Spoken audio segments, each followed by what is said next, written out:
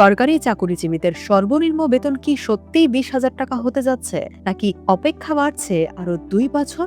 নবম পে স্কেলের গেজেট নিয়ে এত কেন অনিশ্চয়তা? আইএমএফ এর কোন গোপন শর্তের মুখে আটকে গেল নতুন পে স্কেল? সরকারি চাকরিজীবীদের বহুল প্রতীক্ষিত নবম জাতীয় পে স্কেল নিয়ে অপেক্ষা যেন আর শেষই করছে না। সম্প্রতি খবর চাউর হয়েছে, আগামী অক্টোবরের আগে এই বিষয়ে কোনো চূড়ান্ত সিদ্ধান্ত কিংবা গেজেট প্রকাশের সম্ভাবনা একেবারেই নেই। কিন্তু হঠাৎ কেন এমন থমথমে পরিস্থিতি? অর্থ মন্ত্রণালয়ের একটি নির্ভরযোগ্য সূত্র জানিয়েছে, আন্তর্জাতিক মুদ্রা তহবিল বা আইএমএফ এর সঙ্গে আগামী অক্টোবরে অনুষ্ঠিত হতে যাওয়া গুরুত্বপূর্ণ বৈঠকের পরই নবম জাতীয় পে স্কেলের ভবিষ্যৎ নিয়ে চূড়ান্ত সিদ্ধান্ত জানা যাবে। অর্থাৎ সরকারের পরবর্তী পদক্ষেপ এখন অনেকটাই ঝুলে আছে আইএমএফ এর অবস্থানের উপর। কিন্তু আইএমএফ কেন বাধা হয়ে দাঁড়াচ্ছে?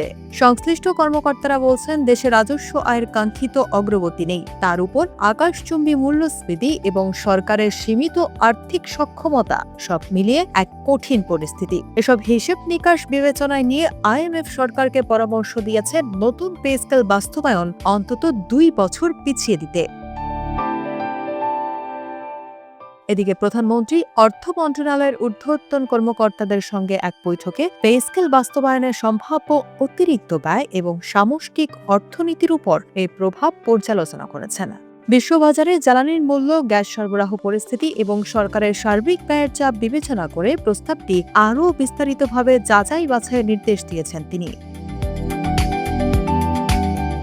তবে কি সরকার পে স্কেলের পরিকল্পনা থেকে পিছিয়ে আসছে? সূত্র বলছে, না। জাতীয় বেতন commission, judicial service pay commission এবং সশস্ত্র বাহিনী বেতন কমিটির সুপারিশ পর্যালোচনা করে একটি সংশোধিত প্রস্তাব ইতোমধ্যে প্রধানমন্ত্রীর কার্যালয়ে জমা দেওয়া হয়েছে।